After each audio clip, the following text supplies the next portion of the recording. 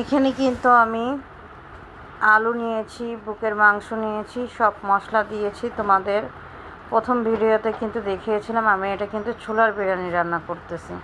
তো এখানে সুন্দর করে কষায় কিন্তু আমি ভাজা ভাজা করে নিয়েছি। ভাজা ভাজা করার পর দেখো তেল উঠে গেছে। এখন আমি পোলার চাল নিয়ে নিয়েছি, 1 টেবিল চামচ চিনি দিয়েছি, লবণ দিয়েছি স্বাদ মতন। সুন্দর করে ভেজে নিয়েছি, এই 5-6 মিনিট ভেজে নিয়েছি। ভেজে নেওয়ার পরে দেখো তারপরে এখানে আমি কিন্তু পানি দিয়ে দেবো। আসলে আমার আইডিয়া হয়ে গেছে, তোমরা যদি আধা ঘন্টা ভিজিয়ে রাখো তাহলে 1.5 কেজি পানি দিবে 1 কেজি চালে, আর যদি 1 ঘন্টা না ভিজাও তাহলে 1 কেজি না 2 কেজি পানি দিবে 1 কেজি চালে। তো তারপরে দেখো আমি কিন্তু সুন্দর করে বলক উঠায় নিয়েছি।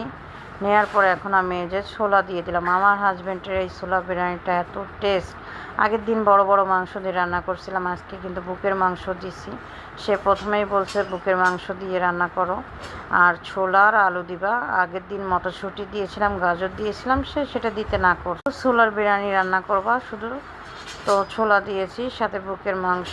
খেতে আমার বাচ্চা কিন্তু সারাদিন রোজা ছিল। একটু পর পর এসে বলতেছে আম্মু কখন আজান দেবে, খিদা লেগে গেছে আম্মু কখন আজান দিবে। তো আমি বলতেছি তাহলে থাকো কেন তুমি রোজা? বললাম ছোটো মানুষ না, সবার আগে তো খিদাই লাগে, দোয়া করে